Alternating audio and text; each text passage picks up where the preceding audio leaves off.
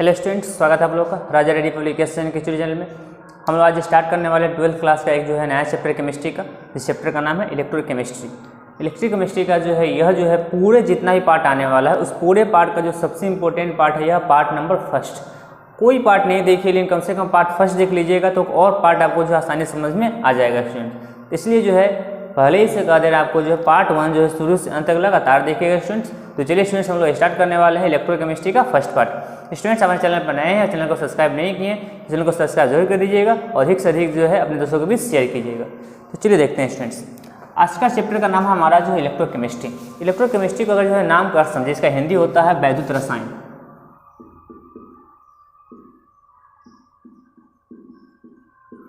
वैद्युत रसायन। अगर हम इसका नाम देखें तो इलेक्ट्रो और एक केमिस्ट्री। इलेक्ट्रो मतलब अगर इसको देखें तो इलेक्ट्रिक और केमिस्ट्री मतलब केमिकल। एक इलेक्ट्रो और एक क्या चीज, इलेक्ट्रो केमिस्ट्री मतलब इलेक्ट्रिक और क्या चीज केमिकल। तो यहाँ पे एनर्जी एक वर्ड आता है। क्या आता है वर्ड स्टूडेंट्स? एनर्जी। तो एक इलेक्ट्रिक एनर्जी हो गया और एक हो गया कौन सा? Chemical energy. तो इलेक्ट्रिक एनर्जी मतलब कहने का अर्थ हो गया कि वैद्युत ऊर्जा और केमिकल एनर्जी मतलब कहने का अर्थ हो गया क्या चीज? रासायनिक ऊर्जा। तो इस दोनों के बीच का जो रिलेशन होता है, संबंध, तो इस दोनों के बीच के संबंध के बारे में जो है जो अध्ययन होता है या जो है जो हम रीडिंग करते हैं उस अध्ययन को हम लोग कहते हैं क्या चीज? इलेक्ट्रोकेमिस्ट्री। क्या कहते हैं स्टूडेंट्स? इलेक्ट्रोकेमिस्ट्री। इलेक्ट्रोकेमिस्ट्री मतलब हो गया इलेक्ट्रो मतलब इलेक्ट्रिक एनर्जी, केमिकल मतलब केमिकल एनर्जी और मतलब वैद्युत ऊर्जा और रासायनिक ऊर्जा, और इसके बीच जो संबंध होगा हमको जो है इसी संबंध के बारे में हम जो है पूरे चैप्टर में पढ़ेंगे हम लोग जो है इलेक्ट्रोकेमिस्ट्री में। मतलब इस दोनों सब का संबंध के बारे में अध्ययन करना ही जो है क्या कहलाएगा? हमारा इलेक्ट्रोकेमिस्ट्री मतलब वैद्युत रसायन कहलाएगा स्टूडेंट्स। तो चैप्टर स्टार्ट करने से पहले बहुत सारा टॉपिक पढ़ने से पहले हमारा कुछ महत्वपूर्ण जो है छोटा छोटा बात है उसको हम थोड़ा सा पढ़ लेंगे स्टूडेंट्स। देखेंगे ध्यान से आप। जैसे हमको सबसे पहले पढ़ना है एक टॉपिक जिसका नाम है इलेक्ट्रोड। क्या स्टूडेंट्स? इलेक्ट्रोड। इलेक्ट्रोड दो टाइप का होता है, पढ़िएगा। एक होता है एनोड और एक होता है क्या? कैथोड। एनोड और कैथोड क्या होता है उसको जो है फॉर्मूला के जो सिंबल है उस सिंबल के आधार पर पढ़ेंगे स्टूडेंट्स। देखेंगे आप कुछ महत्वपूर्ण बात सब है। एक पहला वर्ड है हमारा लोन। क्या चीज़ है? Loan students. और दूसरा वर्ड है हमारे पास लियोजर। तो लोन का पहले हम पूरा अर्थ समझेंगे, उसको लियोजर का। लोन में है एक एल, एक ओ और एक ए और एक एच एन। उसके बाद लियोजर में इसको दो टाइप में बांट देंगे हम, एक एल ई ओ और एक जी ई आर। सबका एक एक करके नाम पढ़ेंगे। इसका एल हो जाएगा हमारा, एक ई हो जाएगा, एक ओ हो जाएगा, इसका जी हो जाएगा, एक ई हो जाएगा और क्या हो जाएगा? आर हो जाएगा स्टूडेंट्स। एल मतलब होता है लेफ्ट। एल मतलब क्या होता है? लेफ्ट। ओ मतलब होता है ऑक्सीडेशन। ए मतलब होता है एनोड और एन मतलब होता है स्टूडेंट्स नेगेटिव। याद रखेंगे स्टूडेंट्स, आप ध्यान से देखेंगे। अब लेफ्ट ऑक्सीडेशन। ऑक्सीडेशन मतलब हो गया ऑक्सीकरण। ऑक्सीकरण मतलब जो है इलेक्ट्रॉन को त्यागना। इलेक्ट्रॉन को क्या करना? त्यागना, मतलब इलेक्ट्रॉन को छोड़ देना। और एनोड और ये क्या हो गया? नेगेटिव। समझिए आप स्टूडेंट्स, ये बहुत ही इंपॉर्टेंट है, इसको समझिएगा थोड़ा देर में क्या इसका उपयोग है। अब यहाँ पे देखते हैं। एल मतलब हो गया लेस, ई मतलब हो गया इलेक्ट्रॉन और ओ मतलब हो गया ऑक्सीडेशन। ऑक्सीडेशन मतलब जानते हैं स्टूडेंट्स ऑक्सीकरण, और लेस मतलब जो है त्यागना, और यह हो गया ऑक्सीकरण। चलिए स्टूडेंट्स अब आगे। जी मतलब गेन मतलब पाना, इलेक्ट्रॉन और रिडक्शन। रिडक्शन मतलब हो गया आपका अपचयन। अपचयन मतलब जो है एक गेन है। गेन मतलब ग्रहण करना। गेन मतलब क्या करना? ग्रहण करना। जो इलेक्ट्रॉन ग्रहण करेगा उसमें होगा हमारा क्या चीज़? अपचयन। क्या होगा हमारा? अपचयन। मतलब इलेक्ट्रॉन को जो है ग्रहण करना क्या कहलाता है? अपचयन, रिडक्शन कहलाता है। और इलेक्ट्रॉन को त्यागना क्या कहलाता है? ऑक्सीकरण कहलाता है। और जब जो है ऑक्सीकरण तब होगा, देख पा रहिएगा, ऑक्सीकरण तब होगा जिस प्लेट पर होगा, उस प्लेट का नाम क्या होगा, इलेक्ट्रोड का एनोड होगा, और वो एनोड कैसा होगा, नेगेटिव होगा स्टूडेंट्स। इसका अपोजिट कर सकते हैं, लेफ्ट है तो इसका अपोजिट अगर हम देखते हैं इस वाले पार्ट का हम, तो आर हो जाएगा मतलब राइट, ओ ऑक्सीडेशन मतलब आर हो जाएगा हमारा डिडक्शन, ए एनोड है तो सी हो जाएगा हमारा कैथोड, ए नेगेटिव है मतलब पी हो जाएगा हमारा पॉजिटिव। तो स्टूडेंट्स इसका उल्टा भी कर सकते हैं, आप राइट साइड में जो होगा हमारा रिडक्शन की क्रिया होगा, वह कैथोड होगा, वो कैथोड होगा तो कैसा होगा, पॉजिटिव होगा स्टूडेंट्स। तो यह जो है अभी जो चैप्टर स्टार्ट कर रहे हैं, जो पढ़ने वाले बृहद रासायनिक सेल क्या होता है, उसका सबसे इंपॉर्टेंट फैक्टर यही है स्टूडेंट्स। इसके बारे में विस्तार से पढ़ेंगे हम लोग। सबसे पहले इतना इसी छोटे एक बार कर लीजिए फर्स्ट, उसका फिर से हम आगे बढ़ते हैं स्टूडेंट्स। चलिए स्टूडेंट्स अब थोड़ा सा आगे बढ़ेंगे हम लोग।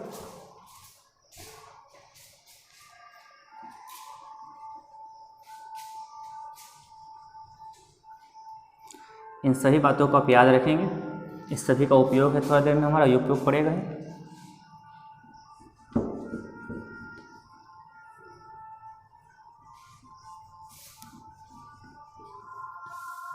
हमारा एक टॉपिक है अगला है स्टूडेंट्स, वैद्युत रासायनिक सेल।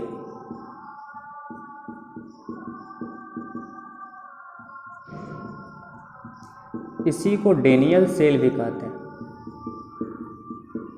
वैद्युत रासायनिक सेल या डेनियल सेल या वोल्टाइक सेल ये भी होता है, ये सभी सेल जो है यही होता है। इसका जो है वैद्युत रासायनिक सेल करता है क्या है कि यह आपका इससे पहले जैसे पहले वैद्युत रसायन में जो है कि वैद्युत ऊर्जा और रासायनिक ऊर्जा के बीच के संबंध को पढ़ते हैं, तो अब जो है यह वैद्युत रासायनिक सेल जो होता है यह केमिकल एनर्जी को, किस एनर्जी को, केमिकल एनर्जी को जो है यह इलेक्ट्रिक एनर्जी में जो है क्या करता है, चेंज करता है। मतलब रासायनिक ऊर्जा को जो है वैद्युत ऊर्जा में जो है क्या करता है, चेंज करने का कार्य करता है, और वह उपकरण जो होता है वह क्या कहलाता है, वैद्युत रासायनिक सेल कहता है। इसका बनावट कैसे होता है उसको हम पढ़ेंगे स्टूडेंट्स सब।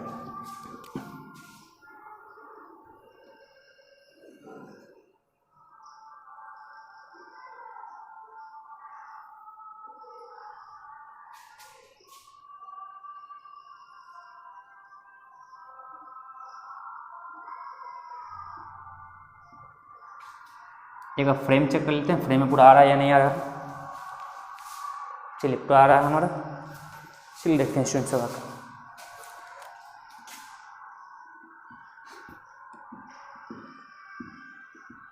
ये बर्तन हो गया दो ठो हमारा। पहले वाला बर्तन में होता है एक इलेक्ट्रोड, दूसरे वाले बर्तन में भी होगा हमारा एक इलेक्ट्रोड।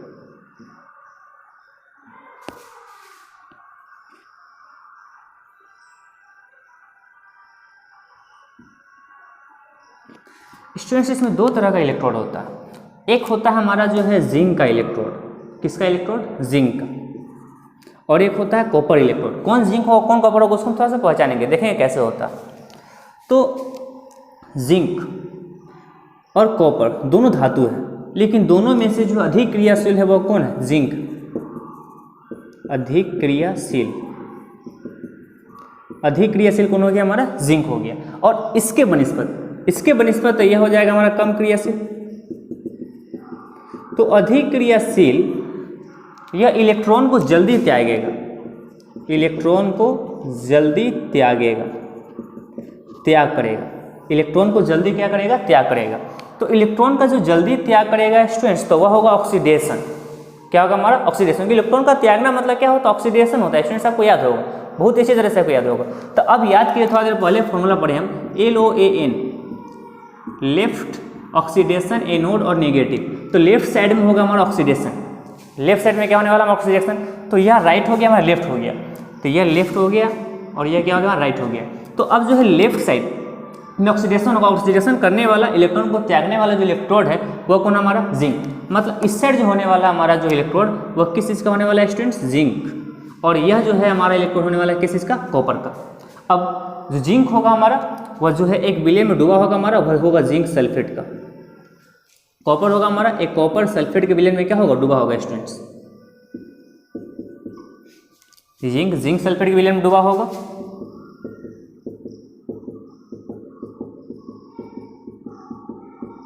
और कॉपर जो है कॉपर सल्फेट के विलय में क्या होगा, डूबा होगा स्टूडेंट्स। अब देखिए यहाँ तक आपको समझ में कोई प्रॉब्लम आपको नहीं होना चाहिए। अब होता है क्या है कि दोनों जो है इलेक्ट्रोड जो है जुड़ा होता है चालक तार से।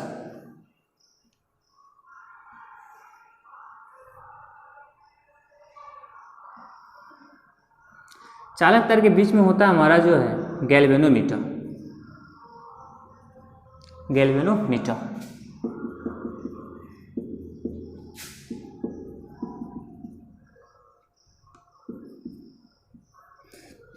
गैल्वेनोमीटर विद्युत धारा प्रवाहित हो रहा है कि नहीं हो रहा है, किधर हो रहा है, उसका जो पाठ्यांक को बताने क्या करता है, कार्य करता है स्टूडेंट्स। चलिए थोड़ा सा आगे, तो इतना तक में आपको कोई प्रॉब्लम आपको नहीं होना चाहिए स्टूडेंट्स। अब क्या होगा इसको हम समझने क्या करेंगे, प्रयास करेंगे। तो स्टूडेंट्स होता है क्या है कि जिंक जो है इलेक्ट्रॉन त्यागता है, तो जिंक 2 इलेक्ट्रॉन त्यागता है। कितना इलेक्ट्रॉन त्यागता है, 2 इलेक्ट्रॉन। तो जिंक जो है जब देख पा रहे हैं आप, और इसको हम इरेज कर देते हैं, तो जिंक आपका जो दिखाई दे रहा है वह जिंक जो है 2 इलेक्ट्रॉन त्याग देता है। 2 इलेक्ट्रॉन क्या करता है, त्यागता है। तो 2 इलेक्ट्रॉन त्याग करना देता है Zn2+। तो ये 2 इलेक्ट्रॉन जो त्याग रहा है स्टूडेंट्स, ये 2 इलेक्ट्रॉन इससे होते हुए जो है इसमें क्या करेगा, प्रवेश करेगा। 2 इलेक्ट्रॉन इससे होते हुए जो इसमें क्या करेगा, प्रवेश करेगा। तो इसमें प्रवेश करेगा, यहाँ सुनिएगा स्टूडेंट्स, 2 इलेक्ट्रॉन कौन से आएगा, जिंक। और यह इलेक्ट्रॉन जो है इस परिपथ से होते हुए कहाँ आएगा, इस वाले में आएगा, मतलब राइट साइड में अर्ध सेल में आएगा। क्या देखिएगा स्टूडेंट्स, यह हो गया आपका जो है बायां अर्ध सेल, बायां अर्ध सेल, और यह हो गया दायां अर्ध सेल, दायां अर्ध सेल। अब यह 2 इलेक्ट्रॉन इसमें आए, तो अब जिंक तो धातु था तो जो है इलेक्ट्रॉन त्याग किया। इस साइड जो है कॉपर है, कॉपर भी धातु है, तो कॉपर भी इलेक्ट्रॉन का त्याग करेगा, ग्रहण नहीं करेगा वो। तो 2 इलेक्ट्रॉन जो जा रहा है उसको ग्रहण करने वाला भी तो कोई होना चाहिए, तो उसको ग्रहण कौन करेगा, तो उसको ग्रहण करता है स्टूडेंट्स। यहाँ पे तो पहले से हम रखे हुए हैं कॉपर सल्फेट, क्या रखे हुए हैं, कॉपर सल्फेट। तो कॉपर सल्फेट रखे हुए मतलब कहने का अर्थ हो गया इसमें रखे हुए हैं Cu2+ और SO4 2-, SO4 2-। तो अब जो है हमारा 2 इलेक्ट्रॉन जो आ रहा है, आ रहा है 2 इलेक्ट्रॉन, तो 2 इस इलेक्ट्रॉन को जो ग्रहण कर लेता है कौन, कॉपर 2+, कॉपर 2+। तो कॉपर 2+ जो है इस 2 इलेक्ट्रॉन को ग्रहण करके बना देता है क्या चीज़, कॉपर।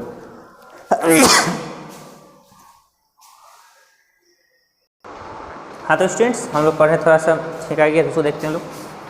तो अब बायां अर्ध सेल दायां अर्ध सेल, यह कॉपर 2 इलेक्ट्रॉन ग्रहण किया, बना दिया क्या चीज़, कॉपर। अब इसके बाद क्या होगा स्टूडेंट्स, तो ये दोनों जो है जो आयन यह जो था, तो आयन का भी गमन भी तो होगा, इलेक्ट्रॉन का भी गमन होगा, तभी तो परिपथ पूरा होगा, विद्युत धारा क्या होगा, प्रवाहित होगा। तो यहाँ से आसानी से तो इलेक्ट्रॉन चला जाएगा, लेकिन फिर इधर से आयन कैसे आएगा, इधर से आयन इसमें कैसे आएगा। कैसी भी जो तार जो होता है विद्युत धारा जो प्रवाहित करते हैं, तो इसके लिए जो है परिपथ तार तो होना चाहिए ना पूर्ण, इधर से भी जाने के लिए उधर से भी आने के लिए। देखते होइएगा हमेशा डबल तार होता है, कर्तन वाला होता है, जिनमें जो तार जाता है, तो वही बात है यहाँ पर। तो इस दोनों जो है परिपथ को पूरा करने के लिए जो है यहाँ से इसमें आ जाए और इससे आसानी से इसमें चला जाए आयन या इलेक्ट्रॉन, तो उसके लिए एक लगा होता है यहाँ पर नलीनुमा संरचना। एक यू आकार का नलीनुमा क्या होता है, संरचना लगा होता है स्टूडेंट्स। किस आकार का स्टूडेंट्स, यू आकार का। तो यू आकार का जो संरचना है इसको कहते हैं लवण सेतु। क्या कहते हैं, लवण सेतु। इस लवण सेतु में भरा होता है यहाँ पर पेस्ट, क्या भरा होता है, पेस्ट, जिसको कहते हैं जिलेटिन। जिलेटिन को हिंदी में कहते हैं अगर अगर। अगर अगर जो जिलेटिन होता है इसका पेस्ट भारी होता है, लेकिन साथ में इसमें जो है जो आपको दिखाई दे रहा है, इसमें जो है पोटेशियम क्लोराइड या पोटेशियम नाइट्रेट, ये सब का जो है आयन क्या होता है, रखा होता है, या K+ Cl- K+ NO3- ऐसा होगा, इसमें जो है क्या होगा, भरा होगा इस वाले में।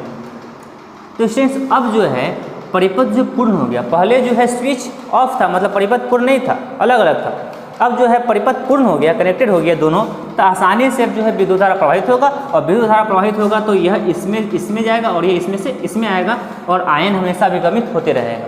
तो स्टूडेंट्स एक बार और देख लीजिए ध्यान से अब, कि इलेक्ट्रॉन जो है फ्लो हो रहा है इस साइड, इधर से इधर जा रहा है। तो आप 10th क्लास में पढ़िएगा, इलेक्ट्रॉन जिस दिशा में जाता है उसके विपरीत दिशा में विद्युत धारा का क्या होता है, प्रवाह होता है, ऐसे ही पढ़िएगा। तो इलेक्ट्रॉन इधर जा रहा है, इलेक्ट्रॉन जो है इधर की ओर क्या कर रहा है, जा रहा है। तो अब जो है विद्युत धारा जो प्रवाह होगा हमारा इसके विपरीत दिशा में, मतलब कॉपर से किधर, जिंक की ओर होगा हमारा स्टूडेंट्स, कॉपर से कहाँ होगा, जिंक की ओर। तो चलिए यह हमें इंपॉर्टेंट क्या था हमारा फैक्ट, एक बार फिर से देख लीजिए। रासायनिक सेल या ग्रेनुलर सेल यह एक प्रकार का उपकरण होगा जो केमिकल एनर्जी को जो इलेक्ट्रिक एनर्जी में बदलने का कार्य करेगा, मतलब रासायनिक ऊर्जा को विद्युत ऊर्जा में बदलने का कार्य करेगा। रासायनिक ऊर्जा को विद्युत ऊर्जा में कैसे बदलेगा उसके लिए जो हम देखें, सबसे पहले दो बर्तन था। पहले बर्तन में था हमारा जो है जिंक का इलेक्ट्रोड, दूसरे बर्तन में था हमारा बर्तन में कॉपर का इलेक्ट्रोड। इस वाले में जिंक का इसलिए रखें क्योंकि इलेक्ट्रॉन जो त्यागेगा मतलब ऑक्सीडेशन होगा। ऑक्सीडेशन हमेशा लेफ्ट साइड में होता है और लेफ्ट साइड हमारा जो इस साइड, तो जिंक का इलेक्ट्रोड और इस साइड कैसे कॉपर का इलेक्ट्रोड। जिंक इलेक्ट्रॉन त्याग करेगा या ग्रहण करेगा, कॉपर नहीं ग्रहण करेगा। कॉपर के अंदर जो कॉपर सल्फेट होगा और जिंक के अंदर जो जिंक सल्फेट है, इसमें से 2 इलेक्ट्रॉन जो जा रहा है, इस कॉपर 2+ जो उसको ग्रहण कर लेगा। जिंक कॉपर इसलिए नहीं ग्रहण करेगा क्योंकि यह भी धातु है, यह हमेशा त्यागने की प्रवृत्ति रखता है, ग्रहण करने की प्रवृत्ति नहीं रखता। तो जो कॉपर 2+ जो आयन वो तो ग्रहण करेगा, तो वह 2 ग्रहण करके जो है कॉपर बना देता है और यहाँ पर जिंक जो है 2 इलेक्ट्रॉन त्याग करके Zn2+ बना देता है। अब आए के बाद दोनों इलेक्ट्रोड को जो है चालक तार से जोड़ देते हैं, किलोमीटर होता है पर टाइम, विद्युत धारा का चेक करता है कि हो रहा है या नहीं हो रहा है। तो अब जो है इसमें इलेक्ट्रॉन तो जा रहा है लेकिन यहाँ से यहाँ तक कुछ आने के लिए कोई परिपथ नहीं है, तो परिपथ जो है टूटा हुआ। तो परिपथ को पूर्ण करने के लिए जो है एक हम जो है नलीनुमा संरचना लिए हैं और इस नलीनुमा संरचना को योग करके संरचना को लवण सेतु कहते हैं। क्या कहते हैं हम लोग? लवण सेतु। लवण सेतु जो एक जो है परिपथ को पूर्ण करने का कार्य करता है और इसमें जिलेटिन जो अगर होता है उसके साथ जो है KCl या KNO3 का पेस्ट क्या होता है, भरा होता है, या इस दोनों में से कोई एक आप रख सकते हैं। तो अब जो पेस्ट रखा होता है, अब स्टूडेंट्स अब देखिए जो है कि जो रासायनिक अभिक्रिया हुआ इसमें, इस रासायनिक अभिक्रिया के फलस्वरूप जो विद्युत धारा का क्या होता है, प्रवाह होता है। और इस तरह से देखें आप कि केमिकल एनर्जी को बदल जा रहा है किसमें, इलेक्ट्रिक एनर्जी में बदल जा रहा है। और यही फैक्ट है हमारा जो है क्या चाहिए, विद्युत रासायनिक सेल या डेनियल सेल का। तो चलिए हम थोड़ा सा आगे बढ़ते हैं थोड़ा सा। अब हमारा जो है पढ़ना है क्या कि हम पढ़ेंगे सेल रिएक्शन। सेल रिएक्शन पढ़ने से पहले सेल रिएक्शन में क्या क्या होता है, अब उससे पहले हम देखेंगे कि हमारा अर्धसेल में क्या क्या हो रहा है। सेल तो बाद में पढ़ेंगे पूर्ण सेल का, पहले अर्धसेल में क्या क्या हो रहा है। तो जो बायां अर्धसेल होता है इसमें होता है हमारा क्या चीज, ऑक्सीडेशन। तो ऑक्सीडेशन रिएक्शन जो होता है हमारा इस वाले में, और यह हो गया हमारा इसको कहते हैं रिडक्शन रिएक्शन। तो ऑक्सीडेशन रिडक्शन रिएक्शन को जो है जब यह बायां अर्धसेल और दायां अर्धसेल दोनों को मिलाकर रिएक्शन को मिलाते तो पूर्ण सेल का रिएक्शन बन जाता है। तो पूर्ण सेल मतलब सेल रिएक्शन कैसे होगा उसको देखते हैं। तो इस वाले में जो है Zn और Zn2+ है और प्लस 2 इलेक्ट्रॉन है। अगर एक बार हम संकेत लिख लेते हैं, यह सॉलिड होगा हमारा स्टूडेंट्स, यह होगा हमारा एक्वस, यह होगा हमारा एक्वस और यह होगा हमारा सॉलिड, क्योंकि इलेक्ट्रोड होगा, विलयन जो होगा वो हमारा एक्वस होगा। तो हम इसको संकेत रूप में लिख देते हैं, यह होगा हमारा सॉलिड और Zn2+ जो बन रहा है यह एक्वस और प्लस 2 इलेक्ट्रॉन क्या करेगा स्टूडेंट्स। कॉपर के लिए आते हैं हमारा, तो कॉपर 2+ हमारा एक्वस होगा और 2 इलेक्ट्रॉन ग्रहण करेगा और बना देगा कॉपर या सॉलिड। अब हम इसका रिएक्शन की बात करते हैं स्टूडेंट्स। रिएक्शन में 2 इलेक्ट्रॉन क्या हो जाएगा, कट जाएगा, तब बच जाएगा हमारे पास Zn सॉलिड और प्लस कॉपर 2+ एक्वस यह वाला। और इस साइड देखते हैं तो Zn2+ एक्वस और प्लस में कॉपर सॉलिड। तो यह हो गया हमारा सेल रिएक्शन। इसका सेल निरूपण कैसे करते हैं उसको देखते हैं। इसको हम थोड़ा से इसकी शॉर्ट कर सकते हैं, थोड़ा इसको इरेज करेंगे।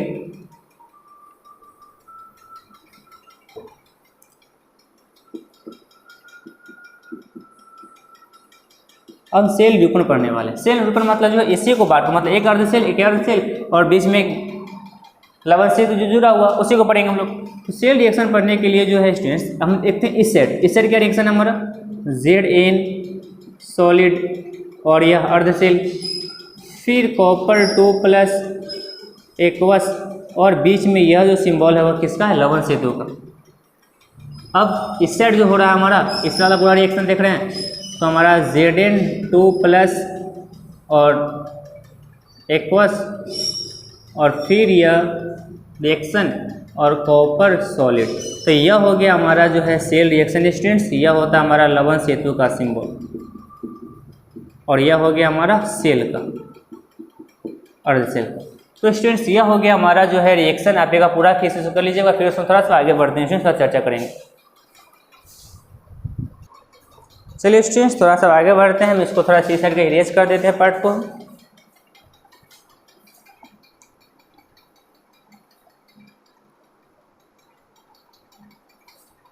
एक टॉपिक है जिसका नाम है लवन सेतु, साल्ट ब्रिज। लवन सेतु मतलब कहने का अर्थ हो गया एक तरह का यू आकार का नली, यू आकार का नली, जिसमें जो है उल्टा यू आकार भी कर सकते हैं आप, जिसमें जिलेटिन के साथ साथ KCl या KNO3 का पेस्ट क्या होता है, भरा होता है। एक यू आकार का नली हो जाएगा हमारा, जिसमें किसका किसका पेस्ट भरा होता है, इसमें पेस्ट भरा होता है जिलेटिन मतलब अगर अगर, और इसके साथ में जो है KCl या जो है KNO3 का जो है पेस्ट भरा होता है। क्या भरा होता है, पेस्ट मतलब तरल पदार्थ, मतलब पूरा आयन की तरह होता है, जुड़ा हुआ रहता है। अब इसका कार्य क्या होता है स्टूडेंट्स, यह पहला नंबर की जो है ये परिपथ को पूर्ण करता है।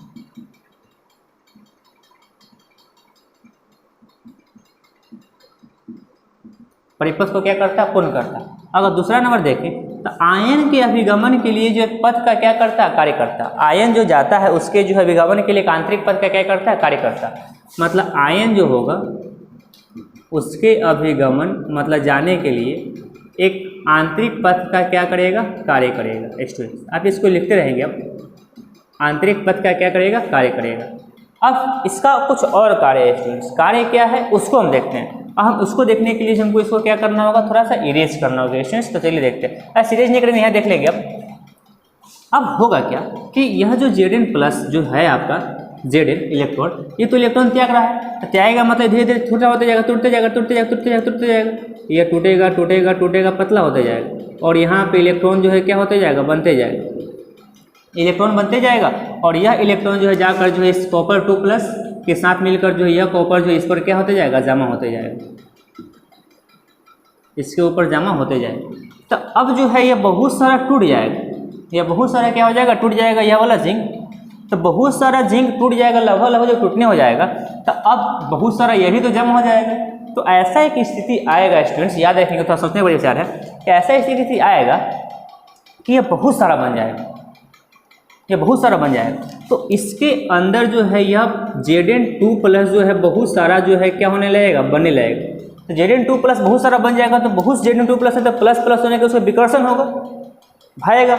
अब विकर्षण होगा इस साइड, विकर्षण का मतलब ये जाने नहीं देगा, जाने नहीं देगा। अब यहाँ पर देखते हैं यह कॉपर 2+ जितना बन रहा है, सब कॉपर 2+ जो है यह 2 इलेक्ट्रॉन ग्रहण करके इस पर क्या हो रहा है, जमा हो रहा है। तो जमा हो रहा है तो अब यहाँ बच जाएगा SO4 2-। तो इस विलयन में बहुत सारा SO4 2- क्या हो जाएगा, बन जाएगा। तो बहुत सारा SO4 2- बन जाएगा। तो अब जो है जितना भी कॉपर थोड़ा थोड़ा बन भी रहा होगा उसको भागने नहीं देगा। कहाँ भाग के जाएगा, भागेगा कहाँ। याद होगा आपको जो है गोलमाल अगेन का जो है डायलॉग कि आना आना जाना जाना, वो वाला जो डायलॉग वही वाला बात यहाँ पर है कि जो है ये इसको जो है जाने नहीं देगा और यह भी इसको जो है ये इसको आने नहीं देगा। तो वही बात है, यहाँ पर बहुत इंपॉर्टेंट फैक्ट आता है कि ये जो है परिपथ तो रुक जाएगा, हमारा विद्युत धारा का प्रवाह नहीं होगा, क्योंकि ये नहीं जाएगा और ये नहीं ग्रहण करेगा। मतलब कह सकते हैं कि ये नहीं आएगा और यह यहाँ से नहीं जाएगा। होगा क्या, अब होगा क्या कि यहाँ पर कार्य करता है हमारा जो है लवन सेतु के अंदर कार्य कर रहा हुआ जो पदार्थ स्थित है हमारा KCl या KNO3। तो KCl होगा अगर या KNO3 होगा तो हमारा एक K+ होगा और एक होगा हमारा Cl-। K+ होगा और Cl क्या होगा, माइनस। तो अब क्या करता है कि इस साइड जो है जितना भी Cl जो है वो Cl- इस साइड आ जाता है। यह हमारा इस साइड जो Zn2+ है हमारा स्टूडेंट्स, देखेंगे आप Zn2+ है, Zn2+ के साथ आ जाता है Cl- और Cl- दो ठो ग्रहण करके जो है ZnCl जो है क्या बनाता है, 2 बना देता है। ZnCl 2 बना देता है। अब ZnCl2 जो इसके पेंदी में आके क्या हो जाता है, बढ़ जाता है। ZnCl2 आके पेंदी में बढ़ जाता है, धीरे धीरे इसको बैठा जाता है। अब K+ जो है इस साइड आ जाता है, K+ जो इस साइड आ जाता है। तो SO4 2 जो माइनस जो बन रहा है हमारा जो पकड़े हुआ है, तो अब जो है K+ जो इस साइड आकर 2 ठो SO4 2- के साथ मिलकर यह बना देता है K2SO4। क्या बनाता है स्टूडेंट्स, K2SO4। तो अब जो है K2SO4 बना देगा स्टूडेंट्स। तो बहुत ही इंपॉर्टेंट फैक्ट आ जाएगा हमारा, जो हमारा जानते हैं जो है बहुत सिंपल फैक्ट। तो अब जो है यह कॉपर सल्फेट जो है हमारा जो है यहाँ पेंदी में आके बैठ जाएगा। तो कॉपर सल्फेट बच जाएगा तो हमारा कॉपर तो यहाँ से निकल जाएगा, सॉरी पोटेशियम सल्फेट आके बढ़ जाएगा तो हमारा जो है कॉपर यहाँ से जो है आसानी से निकलते जाएगा, क्योंकि सल्फेट नीचे बैठ गया तो बच गया, जो है पकड़े वाला है नहीं कोई, तो कॉपर आसानी से निकल जाएगा। यहाँ पर जिंक को पकड़ लेगा कुछ, और कुछ जो जिंक आसानी से जो निकलते रहेगा। बस यही फैक्ट है स्टूडेंट्स। और यहाँ से यह जाएगा और यहाँ से यह आएगा और यह ग्रहण हो जाएगा और फिर से परिपथ क्या हो जाएगा, स्टार्ट हो जाएगा। तो इस कहानी पे ये कहते हैं स्टूडेंट्स कि यह जो है वैद्युत उदासीनता को बनाए रखता है, वैद्युत उदासीनता को बनाए रखता है। कौन? लवण सेतु। क्योंकि जो है यहाँ से जो है विद्युत धारा का प्रवाह तो रुक गया था, विद्युत धारा का फिर से जो चालू करने का जो काम करता है वो करता है कौन? लवण सेतु करता है स्टूडेंट्स। इसके अंदर जो आयन होता है वो। तो स्टूडेंट्स यह हो गया आपका जो है लवण सेतु साथ विद्युत रासायनिक सेल। एक बार इसका पूरा कैंसिल कर लीजिए। फिर से करते हैं स्टूडेंट्स, इस वीडियो को शुरू से अंत लगातार बार देखिए, एक बार नहीं, 2 बार नहीं, 10 बार वीडियो को देखिए, आपको आसानी समझ में आ जाएगा। बार देखिएगा तो यह, क्योंकि इस चैप्टर का बहुत ही महत्वपूर्ण वीडियो है। चलिए स्टूडेंट्स आज के लिए इतना ही। थैंक्स, फिर मिलेंगे हम नेक्स्ट वीडियो में। थैंक्स।